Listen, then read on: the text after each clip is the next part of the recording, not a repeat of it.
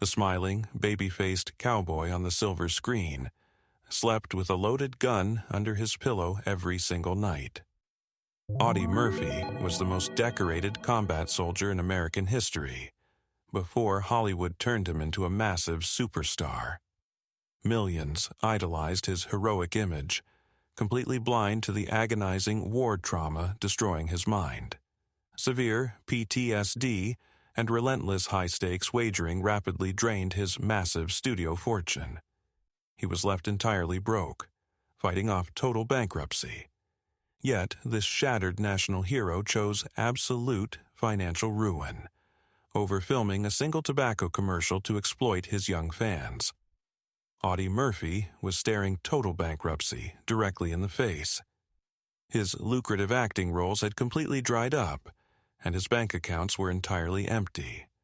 The crushing weight of severe financial ruin was a documented, daily reality for the greatest war hero in national history.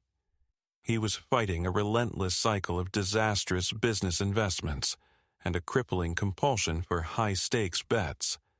Severe combat trauma pushed him toward reckless wagering on horse races and underground card games, just to numb his severe psychological pain.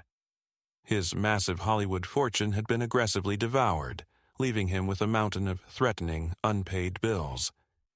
The studio executives who previously showered him with endless praise were no longer returning his desperate phone calls.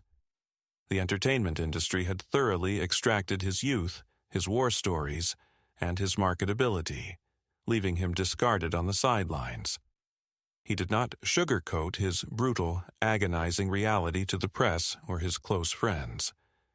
In a moment of raw, painful honesty, he confessed exactly how the ruthless Hollywood machine made him feel. He bitterly admitted that his desperate financial situation made him feel like an aging pawn who was way past his prime. He felt like a broken, used-up commodity, desperately waiting for someone to throw a few cheap coins his way. The blinding glamour of his cinematic stardom had completely evaporated, leaving behind nothing but a terrifying financial void. When you are pushed to the absolute edge of survival, your core morals are put to the ultimate test. Just when his financial situation seemed completely hopeless, the biggest corporate conglomerates in America came knocking with open checkbooks. The massive, incredibly wealthy tobacco and liquor companies offered him a golden lifeline out of the gutter.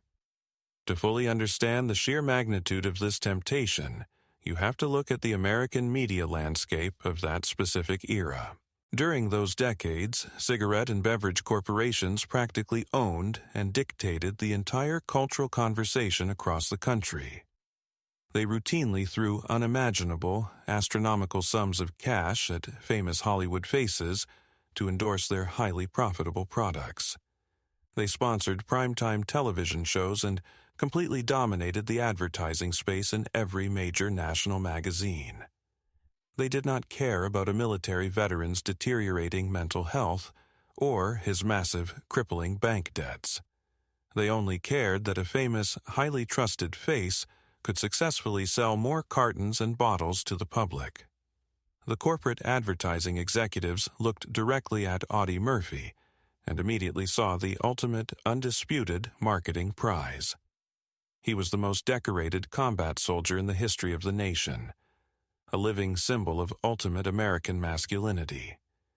He possessed an unquestionable aura of absolute trust, bravery, and unwavering integrity that no advertising agency could ever fabricate. The corporate executives knew that if the great Audie Murphy smoked a specific brand on television, millions of American men would immediately rush to buy it.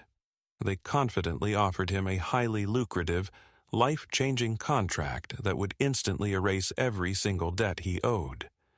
The sheer amount of cash printed on that contract was enough to keep the aggressive bank collectors permanently away. It was enough money to completely secure his family's financial future and restore his lavish, comfortable lifestyle. All he had to do to save his own life was smile for the flashing cameras and hold a glass of expensive spirits. All he had to do was light up, look directly into the camera lens, and recite a few simple, highly paid lines of corporate dialogue. It was the absolute easiest money he could possibly make in his entire life, requiring zero acting talent and zero physical exertion. Almost any other desperate, fading Hollywood star would have signed that lucrative contract in a heartbeat, without a single second of hesitation. They would have eagerly taken the corporate money, paid off their massive debts, and happily returned to their Beverly Hills mansions. But Audie Murphy completely shattered the typical, predictable Hollywood script. As he stared down at the long string of zeros on that contract, his mind violently shifted away from his own crushing poverty. He thought about the millions of young, highly impressionable American boys who proudly hung his movie posters on their bedroom walls. He thought about the innocent teenagers who saved up their weekly allowance to buy movie tickets, just to watch their hero fight for justice. In traditional American culture, the concept of a national role model carries an incredibly heavy, almost sacred social responsibility. The public deeply relies on these towering, heroic figures to provide a clear, unwavering moral compass for the next generation to follow. During the post-war baby boom, an entire generation of children ran around their backyards wearing cowboy hats, pretending to be Audie Murphy. He fully understood the immense, terrifying weight of the cultural pedestal the American public had aggressively placed him on. He knew exactly what would happen if he selfishly signed his famous, highly respected name on that dotted corporate line. He would be directly weaponizing his hard-earned, blood-soaked war medals to peddle harmful vices to his youngest, most vulnerable fans. He would be teaching impressionable kids that real, tough American heroes numb their deep psychological pain with hard liquor and cheap tobacco. He looked those wealthy, incredibly powerful corporate executives dead in the eye and delivered a flat, uncompromising rejection. He boldly stated his unwavering reason with a piercing, undeniable clarity that shocked the advertising world. He firmly asked them how it would look to the adoring public if a highly decorated war hero was suddenly promoting dangerous habits on television. He forcefully declared that he simply could not do that to the young kids who looked up to him for daily guidance and inspiration. He was a man who had slept in frozen, muddy trenches and watched his closest friends violently fall on European battlefields.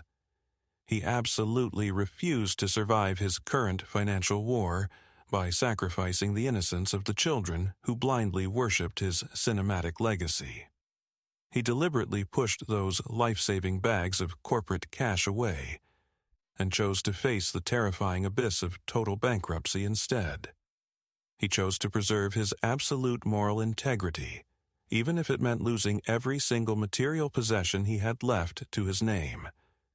It was a stunning, incredibly rare display of pure honor in an entertainment industry largely defined by extreme greed and constant moral compromise. He proved in that desperate moment that his heroic bravery was not just an act he performed for the rolling studio cameras. He was a genuine, unbreakable hero who valued his deep responsibility to the American youth far more than his own financial survival.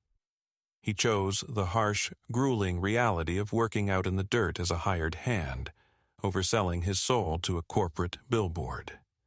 He maintained his profound dignity while the industry he helped build slowly turned its back on him. But this profound, heartbreaking moment of noble sacrifice forces a deeply troubling question to inevitably rise to the surface. How did the most famous, highly paid cowboy in the entire world end up fighting for scraps and facing total ruin in the first place? What invisible, destructive forces completely dismantled the perfect, glittering life of a beloved national icon? To truly understand this tragic, dizzying fall from grace, we have to rewind the tape back to the blinding peak of his golden Hollywood era. There is a rare, intoxicating level of fame that goes far beyond simply selling movie tickets to a willing audience. It is the kind of massive cultural worship that elevates a mortal man into an untouchable, living American deity. During the golden age of the 1950s, absolutely nobody wielded that divine, mesmerizing power quite like Audie Murphy. If you walked past a packed movie theater during that era, you would witness a nation completely under his spell. Millions of devoted fans did not just watch his movies, they practically treated them as sacred patriotic events. He was the undisputed shining king of the romantic Western, commanding the silver screen with an effortless, magnetic grace. But the most captivating aspect of his massive Hollywood monopoly was his highly unconventional, surprising physical appearance. He was not built like the towering, heavy-footed leading men who traditionally dominated the dusty box office. He stood at just 5 feet 5 inches tall, possessing a remarkably slight and unassuming physical frame. He spoke with a soft, gentle Texas drawl that immediately put audiences at ease the moment he opened his mouth. His face was entirely covered in youthful freckles, giving him the innocent, harmless look of a neighborhood paperboy. That profound visual contradiction is exactly what made his sudden, meteoric rise to global superstardom so incredibly fascinating to watch. Behind those sweet, boyish eyes and that charming smile lived the most formidable military force the United States had ever produced.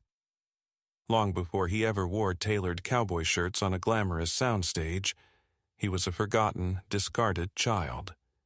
He was born into the most agonizing, suffocating poverty imaginable, the son of desperate, starving Texas sharecroppers. He spent his fragile youth trapped under the scorching southern sun, performing brutal manual labor in endless dirt fields. His small, delicate hands were left permanently scarred and bleeding from picking cotton just to keep his siblings alive. When his father abandoned the family and his mother tragically passed away, the young boy was left entirely alone. He was the ultimate American underdog, facing a ruthless world with zero money, zero connections, and an education that abruptly ended when he was pulled out of elementary school to work the fields. But that heartbreaking origin story laid the gritty foundation for the greatest realization of the self-made man ideal. He did not inherit a single ounce of his success. He forged it in the most terrifying fires imaginable.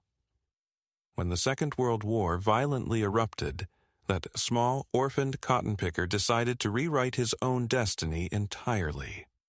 Military recruiters initially took one look at his small size, laughed at his application, and repeatedly tried to reject him. But his sheer, unyielding willpower and fierce desperation simply could not be contained by standard military weight requirements. He was eventually deployed to the bloodiest, most nightmarish front lines of the European theater to face the enemy. Out there, in the frozen, disease-ridden mud and the deafening artillery fire, the boy with the freckles fundamentally transformed. The gentle teenager who looked like a high school student evolved into an absolute, unstoppable titan of war. He fought with a relentless, terrifying efficiency, single-handedly overcoming roughly 240 enemy combatants. His defining moment of unparalleled, legendary bravery occurred in a frozen French forest during a massive, overwhelming enemy ambush. When his platoon was pinned down and facing total annihilation, Audie made a decision that defied all human logic. He climbed onto the deck of a burning, explosive-laden tank that was completely exposed to heavy enemy fire. He commandeered the .50 caliber machine gun and held his incredibly dangerous position for an entire, agonizing hour. He stood surrounded by flames, single-handedly stopping a massive wave of enemy infantry and saving his brothers in arms. It was an act of cinematic, unbelievable bravery that sounds completely fabricated for a cheap Hollywood action script. But it was absolute, documented historical reality that earned him the Medal of Honor, the nation's highest decoration for valor. By the time the war ended, his military uniform was so heavy with prestigious medals that it practically weighed him down. He accumulated an astonishing 33 individual medals and citations from the United States, France, and Belgium combined. He was no longer just a poor, starving orphan from rural Texas. He was an immortal, walking national treasure.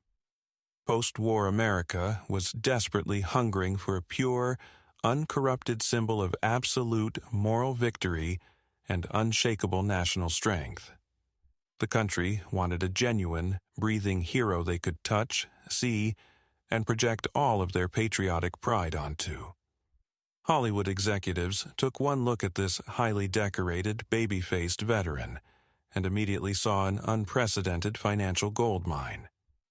They quickly realized that they did not even need to teach him how to act tough or write exaggerated dialogue.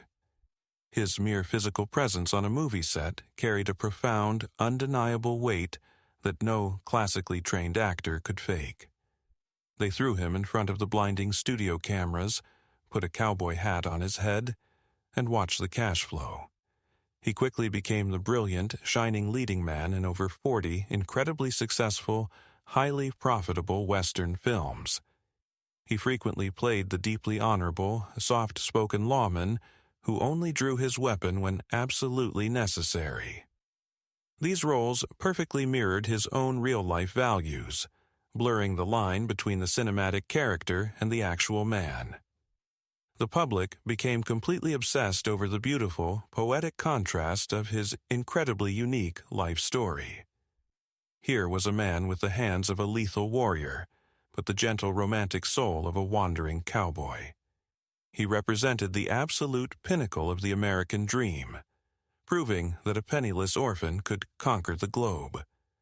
The public worship of Audie Murphy reached a level of pure, unfiltered fanaticism that is difficult to comprehend today. Fans would line the streets for miles just to catch a brief, fleeting glimpse of his famous smile at a glamorous premiere. They saw him as the ultimate protector, the man who had personally secured their freedom and was now entertaining them.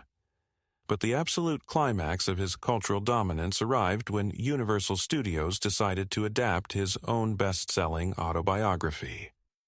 The massive feature film was titled To Hell and Back, and it forced Audie to step back into a military uniform. It was a bizarre, surreal, cinematic event, asking a man to literally play himself on the very battlefields where he fought. The American public flocked to the movie theaters in numbers the entertainment industry had never seen before in its history. The film exploded at the box office, completely shattering every single financial record previously held by Universal Studios. That astonishing box office record remained entirely unbroken for 20 long years, cementing his status as an industry giant. The wealth that flowed into his personal bank accounts was truly staggering, elevating him to a level of extreme luxury. He was earning millions of dollars, surrounded by the most beautiful women in the world, and attending exclusive Beverly Hills parties. He purchased sprawling ranches, expensive cars, and purebred horses, living a life that his sharecropper parents could never have imagined. He was the reigning, undisputed monarch of Universal Studios, generating enough revenue to keep the massive corporation thriving. The industry executives constantly patted him on the back, assuring him that this golden era of prosperity would last forever. They aggressively marketed him as the ultimate golden boy who had been handed the permanent keys to the cinematic kingdom. The media deliberately painted a picture of a man who was utterly untouchable, blessed with eternal luck and boundless prosperity. Everything about his public existence screamed perfection, immense wealth, and an endless, beautifully bright future. To the average fan, flipping through a glossy magazine, Audie Murphy had achieved an absolutely perfect, painless existence. The studio publicity departments worked overtime to ensure that this spotless, golden image was the only thing the world ever saw. They convinced the entire globe that the baby-faced hero from Texas was completely immune to the struggles of ordinary men. But that blinding, golden spotlight was deliberately engineered to cast a very dark, very heavy shadow over his actual reality. The flawless cinematic illusion was working perfectly, masking the deep psychological destruction that was silently tearing his mind apart. How does a man earning millions of dollars from blockbuster movies end up completely unable to pay his basic rent? That is the terrifying, unavoidable question that completely shatters the glossy, manufactured Hollywood myth of eternal prosperity. The public firmly believed Audie Murphy was living a carefree, lavish existence, funded entirely by his massive box office success. But while the entire country was enthusiastically watching him ride horses on the silver screen, he was fighting a brutal, invisible war. In the 1950s, the American medical establishment deliberately ignored the devastating psychological aftermath of intense military combat. The term post-traumatic stress disorder did not even exist in the public vocabulary, leaving traumatized veterans to suffer entirely in silence. Men were simply expected to swallow their agonizing mental pain, put on a brave face, and get right back to work. The nation enthusiastically pinned heavy, shiny medals on their brave boys' chests, and then completely abandoned them to their darkest nightmares. Audie was severely traumatized by the endless horrors he had witnessed firsthand. But the studios expected him to just smile for the flashing cameras. He was forced to bury his severe psychological agony deep inside his mind just to maintain his highly profitable movie star persona. But when the glaring studio lights finally turned off and the wealthy directors went home, the real, horrifying nightmare inevitably began. He suffered from severe, agonizing insomnia, violently waking up in cold sweats from terrifying dreams of frozen European battlefields. The horrifying memories of his fallen friends and the adversaries he had faced played on a relentless, agonizing loop in his tired brain. The fear was so intense and paralyzing that he slept with a loaded pistol hidden directly under his pillow every single night. His first wife lived in constant, absolute terror, lying awake next to the cold steel resting just inches from her head.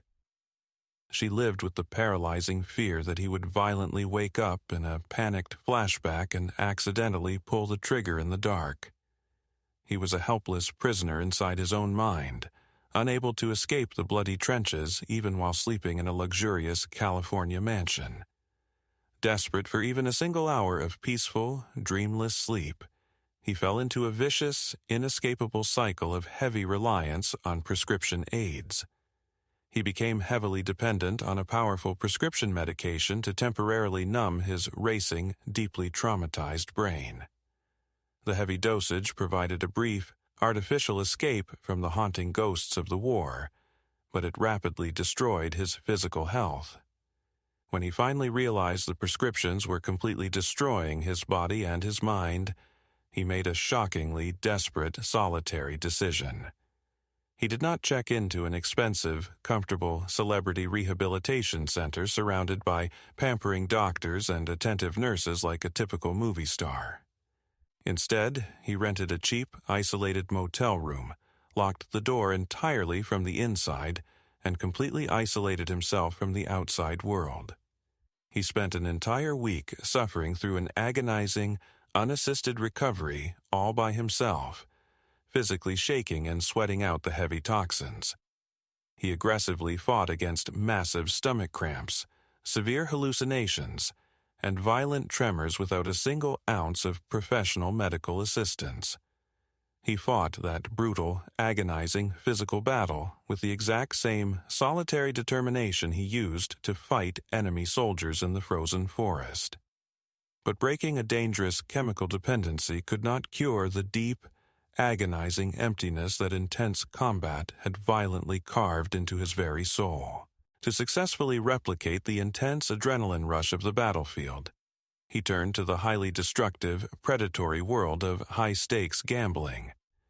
He spent his nights far away from the glamorous Hollywood premieres, hiding in smoky, underground card rooms and crowded horse racing tracks. He recklessly threw massive, staggering amounts of his hard-earned studio wealth at the tables, without a single second of hesitation. He needed the sheer, terrifying unpredictability of a spinning roulette wheel to feel a single ounce of genuine emotion in his numb body. It was never really about winning the money. It was about briefly feeling alive in a superficial town that felt completely fake and meaningless. The extreme thrill of risking absolutely everything he owned was the only thing that could temporarily silence the deafening roar of his wartime trauma. But the house always wins, and his massive, seemingly bottomless Hollywood fortune rapidly began to drain away into absolute nothingness. When the catastrophic financial losses began to pile up, he desperately tried to save his standing with highly volatile, incredibly dangerous business investments. He fell victim to smooth-talking businessmen who promised to double his fading fortune through aggressive, high-risk international ventures. He blindly poured an astonishing $260,000 into a disastrous, poorly managed Algerian oil drilling project. The entire foreign venture collapsed spectacularly, entirely wiping out a massive portion of his remaining wealth in the blink of an eye. That catastrophic financial blow immediately summoned the most ruthless, unforgiving predator in the entire American financial system directly to his front door. The Internal Revenue Service did not care for a single second that he had single-handedly saved American lives on the front lines. The absolute brutality of the American tax system is that it possesses zero empathy for psychological trauma or past heroic military deeds. They do not accept shiny military medals or heartfelt public gratitude as a valid form of currency to settle outstanding government debts. The government aggressively seized his remaining financial assets, relentlessly hounding the decorated war hero for massive, unpayable back taxes. They completely drained whatever was left of his cinematic fortune, aggressively pushing him directly to the absolute brink of total bankruptcy. You might assume that the powerful Hollywood executives who profited massively from his heroic image would immediately step in to desperately save him. You would think the wealthy studios that made millions off his face would gladly write a check to rescue their most profitable golden boy. But the entertainment industry is a notoriously cold-blooded, ruthless machine that permanently discards its broken toys the second they stop generating cash. As his box office numbers naturally began to decline with age, his so-called friends in the entertainment business completely vanished into thin air. The wealthy producers who used to practically beg him to attend their lavish Beverly Hills dinner parties stopped returning his desperate phone calls entirely. He was completely ostracized by the exact same wealthy elite who had spent the last decade exploiting his war record for maximum ticket sales. The very same people who eagerly shook his hand on the red carpet now treated him like a highly contagious, dangerous financial liability. The absolute indignity of his financial ruin forced him to make a deeply humiliating, heartbreaking change to his daily living situation. He was forced to completely move out of his luxurious main house, secretly living alone in a cramped, poorly converted garage just to survive. The most famous, highly decorated cowboy in the entire world was practically squatting on his own property, isolated and entirely forgotten by the public. He spent his lonely days trapped in that small, suffocating space, entirely surrounded by the crushing weight of his massive, unpaid debts. The stark, agonizing contrast between real warfare and the toxic, two-faced Hollywood ecosystem deeply disgusted him to his very core. He once bitterly observed the fundamental, horrifying difference between the bloody trenches of Europe and the glamorous, sunny studios of California. He stated that on the actual battlefield, it is a simple, brutally honest matter of surviving or falling to your sworn adversary. You know exactly who the opponent is, and you can see them charging at you clearly through the dense, heavy artillery smoke. But he tragically concluded that in Hollywood, living under the crushing weight of betrayal and debt is somehow infinitely worse than falling in combat. In Los Angeles, the most ruthless adversaries wear expensive, tailored suits and use airtight legal contracts to destroy your life completely behind your back. In the entertainment industry, the enemy aggressively smiles at you, shakes your hand, and stabs you firmly in the back when your bank account runs dry. It is a profound, deeply disturbing national tragedy that a man who survived the Nazi war machine could not survive the American entertainment industry. He completely conquered the most terrifying, deadly military forces on the entire planet through sheer, unmatched physical courage and unyielding willpower, only to return home and be slowly, painfully suffocated by aggressive tax collectors and incredibly greedy, two-faced studio executives. The public still eagerly demanded to see their flawless, smiling hero, entirely oblivious to the terrifying reality happening behind his closed garage doors. This forced him into a paralyzing state of constant, exhausting deception, just to survive the harsh judgment of the unforgiving American press. Every time he stepped out into the public eye, he had to strap on his heavy cowboy boots and put a fake, reassuring smile on his tired face. He had to pretend to be the invincible, wealthy American icon, while secretly wondering how he was going to afford his next meal. The sheer psychological torture of maintaining that flawless, wealthy facade while secretly living on the terrifying brink of total ruin behind closed doors is completely unimaginable to a normal person. The extreme cognitive dissonance of being universally loved by millions of strangers while feeling entirely abandoned by the world is a uniquely American tragedy. It is the ultimate, heartbreaking paradox of the American dream, where a man can be a global superstar and a penniless outcast at the exact same time. The glittering, wealthy promise of Hollywood did not heal his deep psychological wounds. It only provided a more expensive, public stage for his total destruction. The massive wealth he generated was aggressively siphoned away by a deeply corrupt system designed to exploit the very heroes it claimed to celebrate. He was entirely stripped of his immense cinematic fortune, left to fiercely battle his terrifying wartime demons in complete, absolute poverty. This agonizing, desperate fall from grace is exactly what pushed him to the absolute edge, leading directly to that fateful meeting with the corporate advertising executives. Turning away from those life-changing corporate checks meant he was completely out of easy options. He had drawn a permanent, unshakable line in the sand to protect his young fans, but noble morals do not pay the monthly heating bill. He was forced to roll up his sleeves, swallow every last ounce of his remaining Hollywood pride, and dive headfirst into the absolute dirt. The terrifying reality of sheer, unvarnished survival quickly replaced the glamorous, artificial illusions of the cinematic world. He was no longer a pampered, untouchable movie star insulated by massive wealth and aggressive public relations teams. He was a desperate, financially bleeding father, frantically searching for any legitimate way to keep a roof over his family.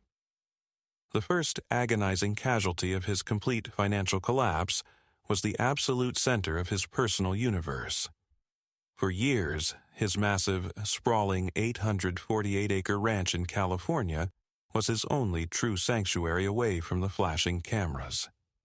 It was the only place where the severely traumatized cowboy could breed his beloved quarter horses and find a fleeting moment of pure peace. Out there in the quiet dirt, he did not have to pretend to be a flawless, smiling hero for the demanding American public. But the aggressive bank collectors and ruthless tax agents were constantly circling his gates, threatening to seize everything he had ever worked for. He had to make the excruciating, heartbreaking decision to begin liquidating his sprawling properties just to keep the aggressive tax collectors at bay. He was forced to watch his ultimate cowboy dream, his carefully bred quarter horses, and his quiet sanctuaries dissolve into liquid assets to pay off crippling government debts.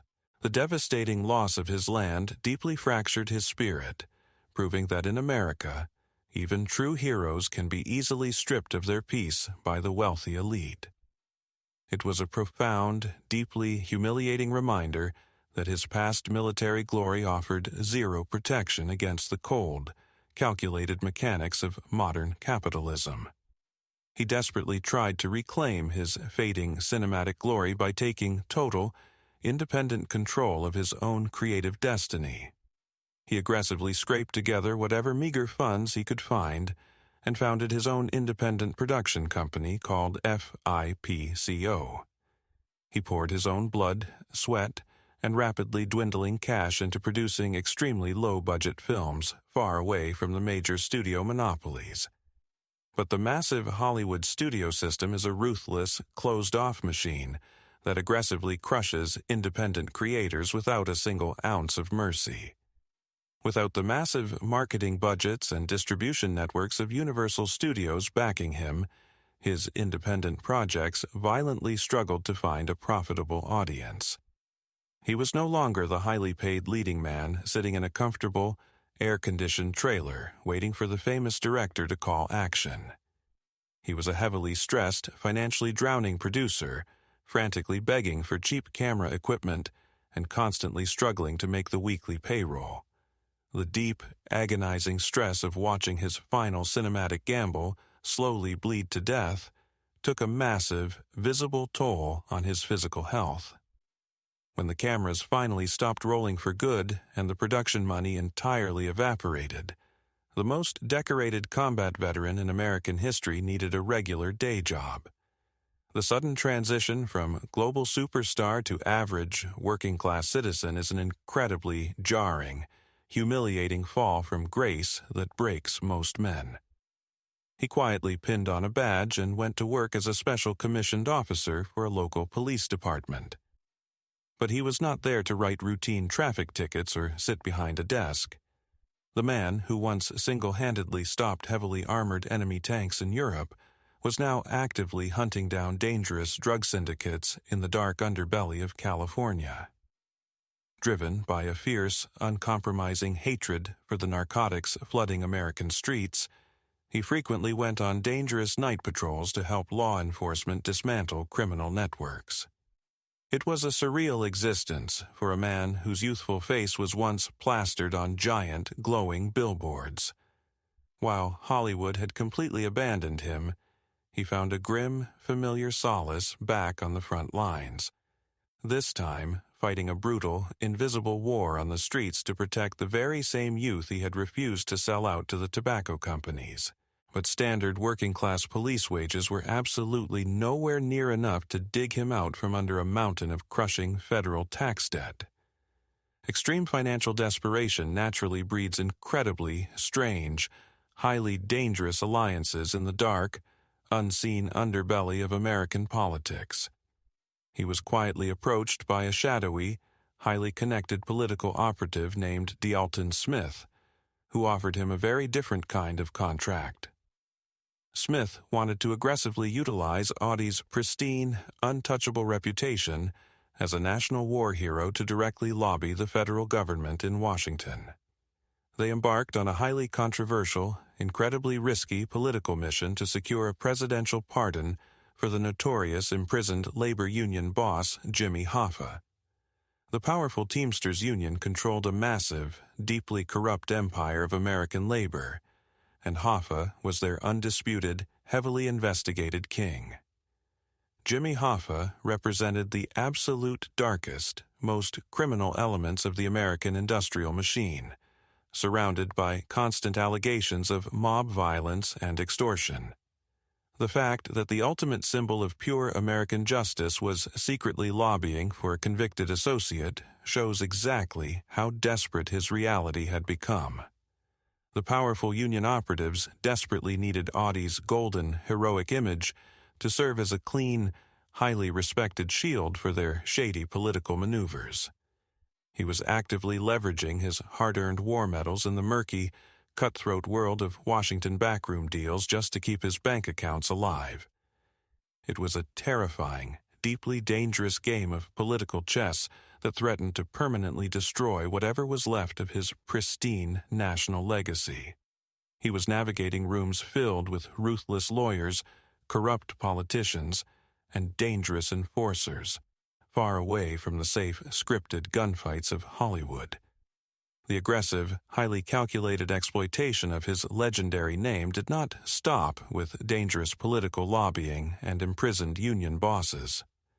The booming post-war American economy was rapidly shifting toward cheap, mass-produced suburban housing to accommodate the growing, eager middle class. In a final, desperate bid for financial stability, he signed on to act as the official frontman for a company called Modular Management. The wealthy corporate executives knew exactly how to manipulate the inherent trust of the average, hard-working American consumer.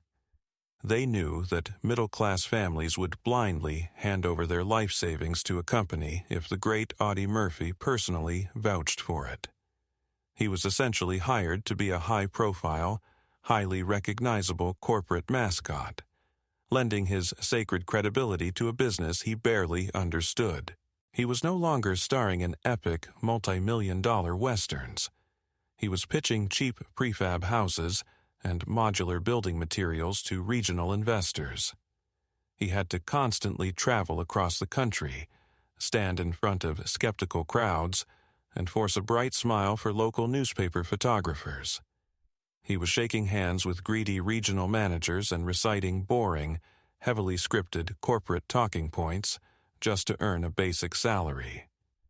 It was a soul-crushing, deeply humiliating demotion for a man who used to dictate contract terms to the biggest, most powerful studio heads in California. The brilliant, shining hero of the greatest generation was essentially reduced to a traveling salesman, desperately peddling cheap real estate out of a suitcase. The relentless, exhausting daily hustle of jumping from one desperate job to the next violently accelerated his tragic physical decline. The once flawless, incredibly youthful boy who had completely captivated millions of screaming fans was now a severely haggard, deeply exhausted older man. His famous bright eyes were now completely hollowed out, heavily weighed down by decades of severe insomnia, heavy medication, and constant financial terror. The deep, heavy lines on his face told a brutal, uncompromising story of a man who had been chewed up and violently spat out by the American machine. But amidst the suffocating humiliation of selling cheap houses, working local police beats, and losing his beloved ranch, a profound truth slowly emerged. He was entirely willing to endure the absolute worst, most degrading professional embarrassments imaginable, just to legally provide for his struggling family. He quietly dragged his own legendary name through the mud of cheap business ventures so he would never have to sell harmful vices to children. He swallowed his massive pride, accepted the brutal reality of his total downfall, and simply went to work like an ordinary, desperate man. The true, lasting beauty of his tragic final years lies in the silent, heartbreaking sacrifice of a father completely stripped of his Hollywood vanity. He spent his final years endlessly chasing fleeting business deals across the country, desperately trying to outrun his mounting financial debts. The man who once commanded the total attention of the entire world was now just another tired traveler looking for a lucky break.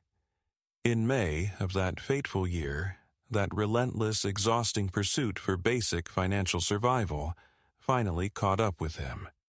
He boarded a small private passenger plane bound for Virginia to inspect a potential business investment. It was a desperate, high-stakes trip designed to secure a deal that could have temporarily saved his family from total ruin. It was supposed to be just another routine corporate meeting, another tired handshake to keep the aggressive bank creditors away. But as the small aircraft approached the towering peaks of Brushy Mountain, the sky completely turned against them. The plane flew directly into a massive, blinding storm of thick fog and heavy, unforgiving rain with zero visibility. The aircraft violently crashed into the rugged mountainside, instantly claiming the life of the most decorated combat soldier in modern history. He was only 46 years old when his chaotic, deeply tragic journey finally came to a devastating end in the dirt.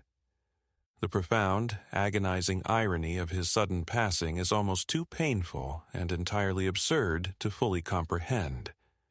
He had miraculously survived the deadliest, most heavily armed military forces on the entire planet during his terrifying youth in Europe. He had dodged thousands of enemy bullets, survived artillery bombardments, and walked away from burning tanks completely unscathed. Yet, the man who defeated entire armies was ultimately brought down by a sudden shift in the weather while desperately hustling to pay his taxes. Before his untimely end, he reflected on his own deeply heartbreaking journey with a chilling, unforgettable clarity. He bitterly observed that the brutal violence of the battlefield could not destroy him, but the relentless, silent pressure of peacetime ultimately did. He admitted that the military and the glamorous Hollywood studios had given him incredible global fame and immense temporary wealth. But he also recognized that they had aggressively extracted a devastating, entirely unpayable price from his mind and his soul. His extraordinary life stands as a somber, devastating indictment of the harsh reality hidden beneath the glittering surface of national fame. He willingly sacrificed his youth, his mental sanity, and his dignity to provide a flawless, heroic illusion for the ruthless entertainment industry. He gave the entire country a beautiful, comforting, cinematic dream to believe in, while he was forced to live out an inescapable, waking nightmare. The applause faded long ago, leaving behind only unpaid debts and shattered lives. What are your thoughts on the harsh lives behind the fame? Leave a comment below. If you liked this video, hit subscribe to join us behind the scenes of Hidden Legends. Thank you for watching and goodbye.